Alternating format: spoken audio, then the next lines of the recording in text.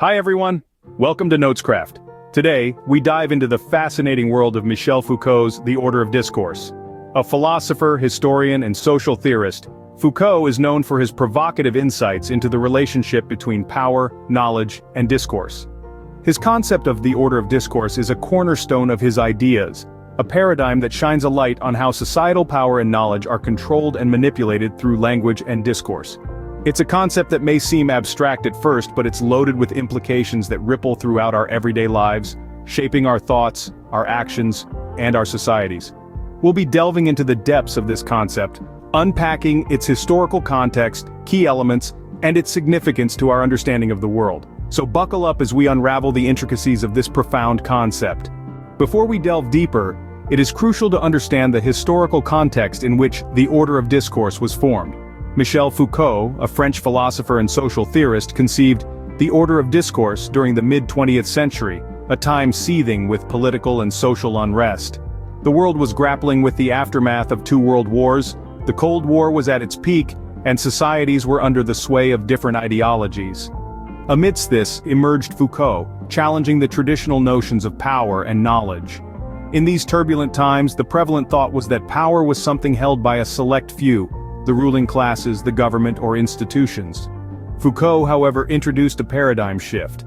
He proposed that power is not just top-down but is omnipresent, circulating in all strata of society. This was revolutionary, as it dismantled the conventional hierarchical structure of power. Furthermore, the established understanding of knowledge was also questioned by Foucault. Traditionally, knowledge was seen as a tool held by the educated elite. Foucault, in contrast, viewed knowledge as an entity intertwined with power. He argued that knowledge is not neutral but is shaped by power, and in turn, influences power. This was a radical departure from the conventional wisdom of the time. Foucault's ideas did not emerge in a vacuum. They were a direct response to the societal conditions of his era. The oppressive regimes, the control of information, and the societal hierarchies, all of these elements fueled his thinking. His theories were an attempt to dissect and understand the complex machinery of society and how power and knowledge interact within it. Understanding this historical context is crucial to fully grasp the order of discourse. Foucault's theory is not just a philosophical concept, but a lens through which we can analyze and understand societal structures, power dynamics, and the role of language in shaping our world. With this historical background, we can now appreciate the significance of Foucault's theory. At its core, the order of discourse rests on some key elements. Let's break down these main components, shall we? First up, we have power. In Foucault's perspective, power is not merely a tool used by rulers or governments. Instead, it's a pervasive force that's omnipresent in society, influencing our behavior, thoughts, and actions. Power doesn't just control us, it shapes us. It's through the discourse, the way we talk about things, that power is exercised and maintained. Next, we have knowledge. For Foucault, knowledge isn't just about learning facts or understanding concepts. It's more about how these facts and concepts are framed by the discourse. This framing determines what is accepted as knowledge and what isn't. In other words, discourse doesn't just transmit knowledge, it creates it. Now let's talk about language. Language, in Foucault's Order of Discourse, is not just a medium for communication. It's a tool that shapes our reality. The way we use language, the words we choose, the narratives we build, they all play a role in constructing our understanding of the world. So, in a sense, language gives form to our thoughts, and it also determines the boundaries of what can be thought. Now here's the interesting part. These elements, power, knowledge, and language, they don't exist in isolation. They are interconnected, each influencing the other. Discourse, then, becomes the space where these elements meet and interact. It's like a dance with power, knowledge, and language moving in sync, shaping and being shaped by each other. This interplay creates the order of discourse. It determines what can be said and how it can be said. It sets the norms, the rules, the order of our conversations. And through this, it shapes our society, our culture, and our individual identities. These elements provide the foundation for the order of discourse and its far-reaching implications. You may wonder, why does the order of discourse matter? Well, it's not just a concept that exists in academic circles, but rather, it's a lens through which we can understand our society, its structures, and the power dynamics that exist within it. Foucault's The Order of Discourse is significant because it challenges us to rethink our understanding of knowledge and power.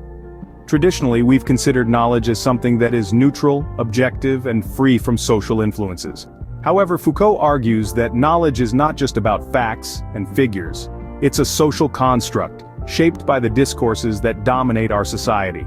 This concept has profound implications on how we perceive societal structures. For instance, it implies that those who control the discourse in essence wield power, as they can determine what is considered knowledge.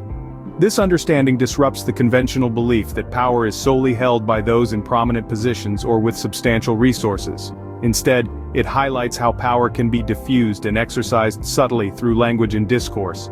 Moreover, the Order of Discourse encourages us to question the status quo. It urges us to critically examine the discourses that permeate our society, to recognize their influence on our perceptions, beliefs, and actions. It asks us to consider who defines these discourses, who benefits from them, and most importantly, who is excluded or marginalized by them. In today's world, where information is rapidly disseminated through various platforms, understanding the order of discourse is more relevant than ever. It provides us with the tools to critically engage with the information we consume, to discern the power dynamics at play, and to challenge the discourses that perpetuate inequalities and injustices. So, every time we engage in a conversation, read a news article, or scroll through social media, we're not just participating in discourse. We're part of a complex interplay of power and knowledge, shaped by the order of discourse.